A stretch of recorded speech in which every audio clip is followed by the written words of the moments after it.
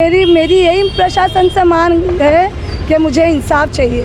अगर मैं गलत हूँ तो मुझे गलत का ये कीजिए, अगर मैं सच हूँ तो मेरे सच का साथ दीजिए। लेकिन अल्लाह गवाह है कि मैं मेरा बदन का खून बेचती हूँ। आज मेरे बच्चे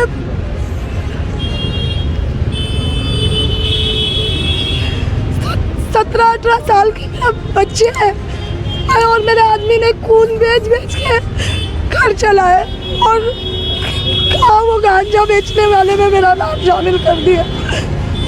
अगर मेरे जैसे वहाँ पे जूने जो है उनसे आप निकालो तो वो बताएगी शमीम आपा ने वो जगह कैसे खरीदी है अपने बदन का खून बेच के। तो मतलब ये लोग मेरे पे कोई भी केस लगा सकते, कोई भी एफआईआर बना सकते।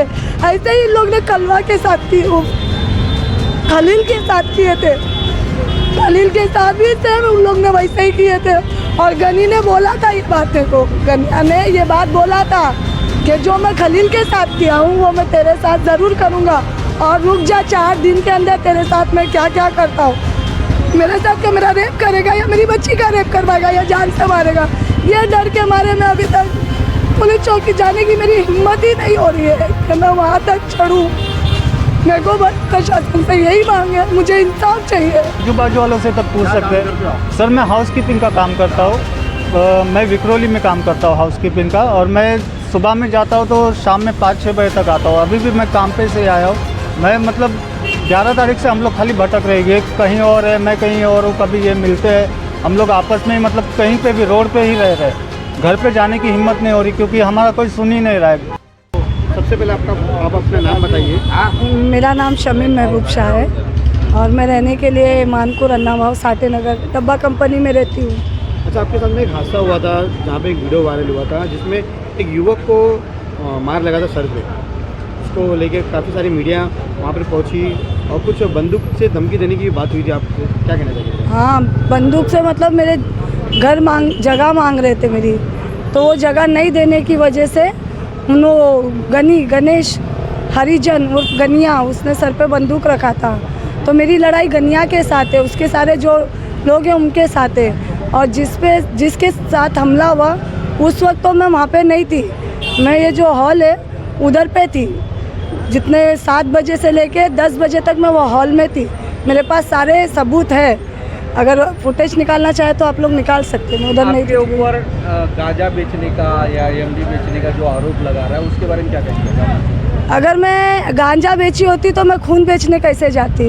मेरा तो मैं मेरे आदमी हमारे आंग का बदन का खून बेच के जब वो खाड़ी की जगह खरीदी थी तो मैं एमडी गांजा बेच के वो क्यों लड़ी होती? वो जगह के लिए छोड़ के तो अच्छे घर में रहती ना, वो किधर क्यों लड़ी होती? तो काफ़ी सारे लोग उसमें आप पे जो है आरोप लगा रहे हैं कि आप गांजा बेचते हो, फिर डॉक्यूमेंट को लेकर इशू हुआ था वहाँ पर। हाँ देखिए, वो लोग हैं भाई, वो कुछ भी बोलेंगे, मुझे नहीं मालूम, मैं अकेली हूँ, मेरे साथ सच का मेरे पास सारे सबूत हैं।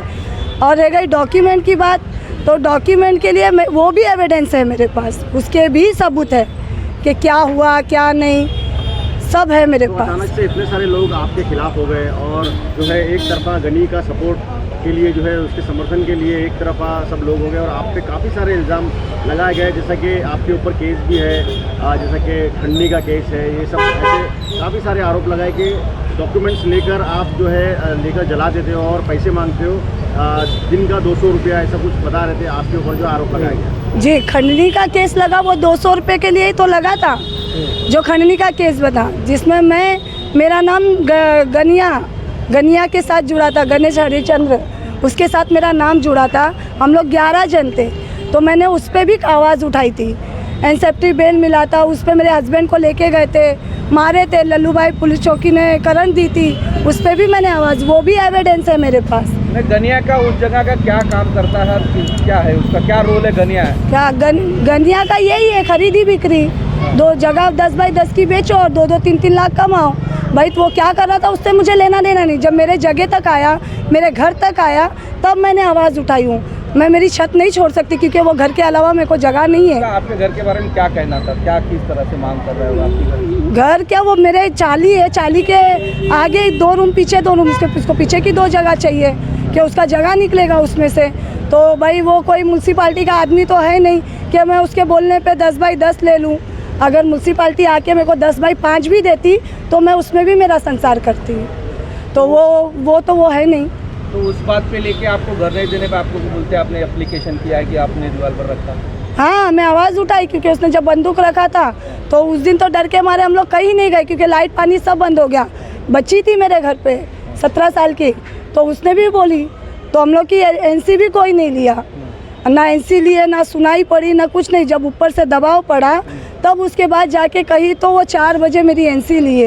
एनसी ली गई? हाँ, एनसी लिखे, हाँ एनसी लिखे, बाकी और कुछ नहीं। पुलिस स्टेशन से आपको कोई कोऑपरेट नहीं, कोई कोऑपरेट नहीं किया। बल्कि वो घोरपड़े मैडम तो वो बोलते हैं कि बंदूक का साइज़ कौन सा था, छोटा था क्या बड़ा था। अब वो जब सर पे रखेंगे तो वो कौन सा साइज़ मैं बताऊं कि क्या था और क्या नहीं। तो अभी तक पुलिस स्टेशन में जो मैडम है सीनियर पीआई है, आपका क्या सुनवाई हुई है? आपके ऊपर क्या क्या और सारी चीज़ें बोल रही हैं आपको? क्या बोलती है मैडम को जाने के बाद? कल मैं डीसीपी सर के पास गई थी चेंबूर में। वहाँ पे मैडम मेरे को सर ने क्या बोले कि आप जाओ, आप वहाँ पे बोलो अपनी बात, वो करेंगे घोरपड़े मैडम। तो मेरे को डर है, मेरे जान का धोखा है या मेरे पे झूठा FIR होगा, तो मेरे को उसका डर है। इस वजह से मैं नहीं गई। मेरी बहन और मेरी माँ गई थी, तो मेरी अम्मी चल नहीं सकते। जैसे मेरी अम्मी बताए कि मैं शमीम की माँ हूँ और मेरी बहन बोली मैं बहन हूँ, मेरी अम्मी को देख के बोलते कि अरे तू बटन बेचती है क्या? हाँ, तो मेरी अम्मी अभी भी वो टेंशन से ना बीमार पड़े। कौन बोलता है? वो घोरपड़े मैडम सीनियर है ना, वो घोरपड़े मैडम बोलते हैं कि तू बटन बेचती है। मतलब मेरे तरफ से मेरे घर वाले जाएंगे तो कोई भी इल्ज़ाम तुम लोग लगाएंगे। हमारा देखो तो सही, हमारा बायोडाटा तो निकालो, मेरे लिए तो निकालो बायोडाटा कि मैं ये काम करती हूँ। जो है यही जो है जगह खरीदी बिक्री का धंधा है या कुछ और भी धंधा? हाँ, यही खरीदी बिक्री और लैंड माफिया है ना, उससे तो अच्छे डरते, मैं नहीं डरी। तो उस पर कार्रवाई की मतलब कोई उसका पर्सनली मतलब प्राइवेट उसी की ज़मीन है या सरकारी है? अभी इतने साल से मैं रह रही हूँ वहाँ पे, मुझे तो मालूम है कि वो कलेक्टर की जगह है। वो कलेक्टर क्योंकि तोड़ने जब आते हैं, जब नोटिस लगती है तो सार्वजनिक जो नोटिस लगती है वो नोटिस भी है मेरे पास, तो वो तो कलेक्टर बोलते हैं जब मेरी जगह है तब तो वो तोड़ते। गनिया कहाँ से आ गया इसमें? तो उसको सपोर्ट किसका है? अब वो अल्लाह ही बेहतर जाने उसको सपोर्ट किसका है। अब गनिया अकेला नहीं है, उसके पूरे गैंग है। खुर्शीद है और अल्लाह ने किधर वो विशाल जो लाइट चलाता चोरी की, बल्कि मैं तो पैसा दे के लाइट लेती हूँ उससे, फ्री की मेरे घर में लाइट नहीं है। विशाल है, फिर और 2-3 लेडीज़ है। एक लेडीज़ का तो मैं नाम भी नहीं ले सकती, उसने तो मेरे को धमकी दी है मारने की। हाँ, और ये क्या बोलते हैं, वो जो न्यूज़ में बोले हैं उनको सच्चाई निकालिए ना, उनमें से निकालिए। आप लोग मेरी बात पहुंचाइए आगे, देखिए क्या सच निकलता है। क्या मांग करेंगे आप प्रशासन से, किस आधार पे क्या मांग करेंगे आप? मेरी यही प्रशासन से मांग है कि मुझे इंसाफ चाहिए। अगर मैं गलत हूँ तो मुझे गलत का ये कीजिए, अगर मैं सच हूँ तो मेरे सच का साथ दीजिए। लेकिन अल्लाह गवाह है कि मैं मेरा बदन का खून बेचती हूँ। आज मेरे बच्चे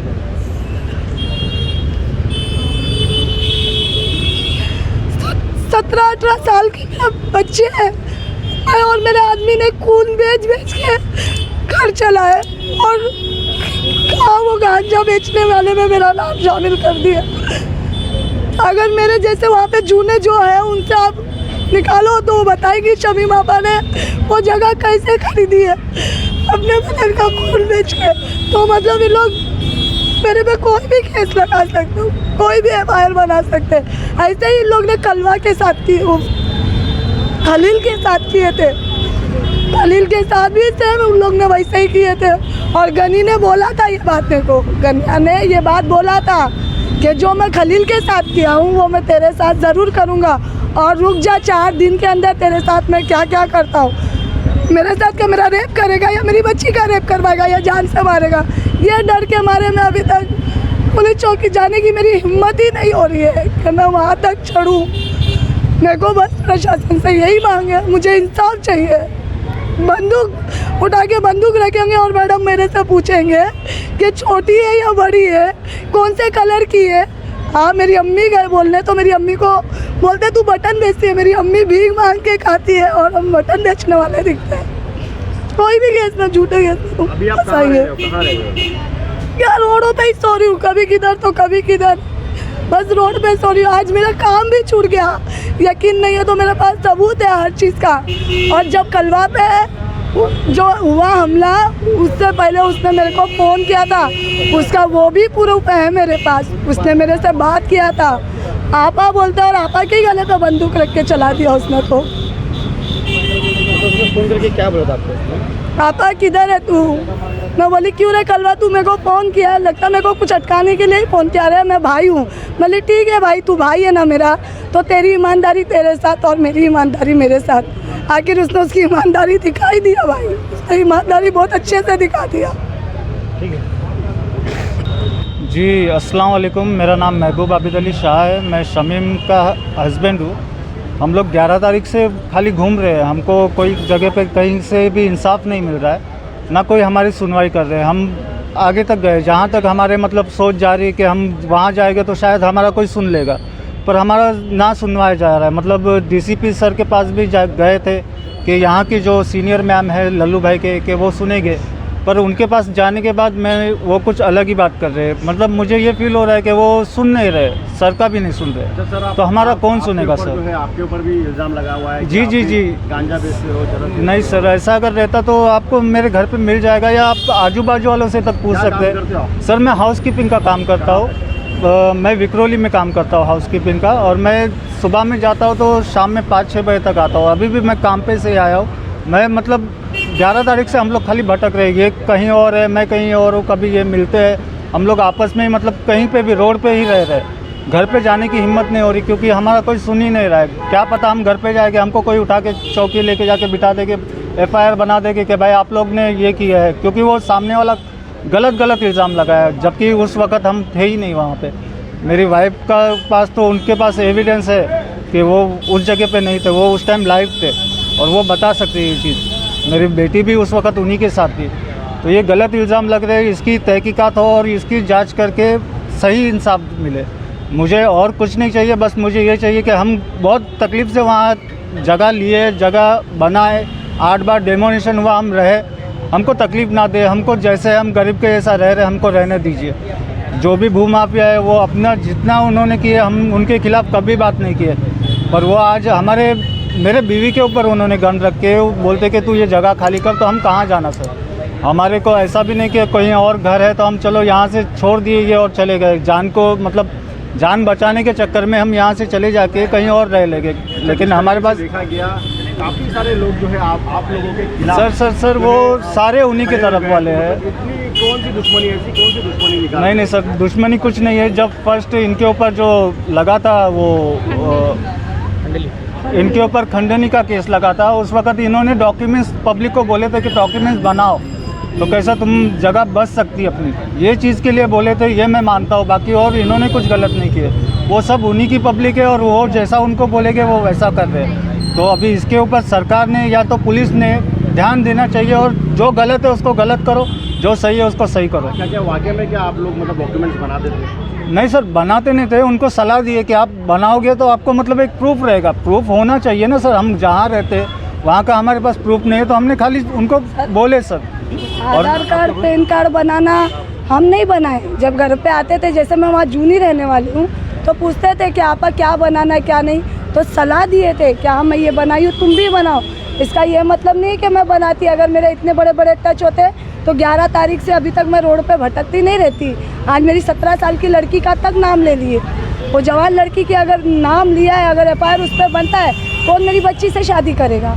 पूरी ज़िंदगी मेरी बच्ची की ख़राब हो जाएगी। एक लड़की ज़ात है और एक ही लड़की है मेरे को पढ़ने वाली। 12वीं में पढ़ती है वो लड़कियाँ। 4-5 जन भूमाफिया घर में घुसेंगे, वो दुपट्टा साइड में दुपट्टा खींचेंगे, ये सब तुम हरकत करेंगे तो क्या हम माँ बाप आवाज़ नहीं उठा सकते उस पर? हम नहीं बोल सकते हमारे बच्चों के लिए? मेरा बच्चा काम पे गया, बड़ा वाला अभी सही सलामत घर पे आता है कि नहीं आता वो भी नहीं मालूम। बच्चे खेलने कूदने वाले, कब किसकी क्या नीयत ख़राब हो गई नहीं मालूम। 4 दिन में दिखाऊंगा ऐसा गनिया बोला है कि मेरे को 4 दिन में क्या ऐसा दिखाएगा भाई? मेरी बच्ची के साथ गलत दिखाएगा कि मेरे साथ कुछ गलत करेगा, या मेरे माँ बाप के साथ कुछ गलत करेगा, या आदमी के लिए कुछ करेगा? क्या करेगा ऐसा? मतलब उसको यही दिखाना था कि झूठी FIR बनानी थी। मैंने जो बोली थी वही बात आज सच हो गई। मैंने जाके DCP सर को भी यही बोली थी, वो मेरे पे झूठा आरोप लगाने का बोल रहा है सर। आप कार्रवाई लो। सर ने वहाँ से फ़ोन किए, उन्होंने कोऑपरेट किए, लेकिन घोर पड़े मैडम। अरे वो बिल्कुल भी नहीं साथ दे रहे, बिल्कुल भी नहीं साथ दे रहे। तो आपको अभी भी जान से मारिए धमकी? हाँ है धमकी आती है। कौन आते हैं आपको? हाँ कॉल आती है ना, कलवा की। अच्छा वो कलवा जो सरफराज है जिसने खुद को मार के लिया, जब खुद मेरे नाम पे तूने बोल दिया कि शमीम मारी, उसका आदमी मारा, तो तुम्हें को कौन से हिसाब से कॉल किया? वो कॉल आई है मेरे पास उसकी, वो भी एविडेंस है। वो भी एविडेंस है, हर चीज़ का तो सबूत है मेरे पास। और जब उसको मार लग रहा था तब मैं खुद न्यूज़ दे रही थी, मैं नाम नहीं लूँगी वो न्यूज़ का, लेकिन मैं न्यूज़ दे रही थी, स्पीच दे रही थी मैं। मेरे सब परिवार साथ में ही थे, लेकिन उन लोग नहीं थे, मैं अकेली बोल रही थी वहाँ पे जो मेरे साथ हुआ।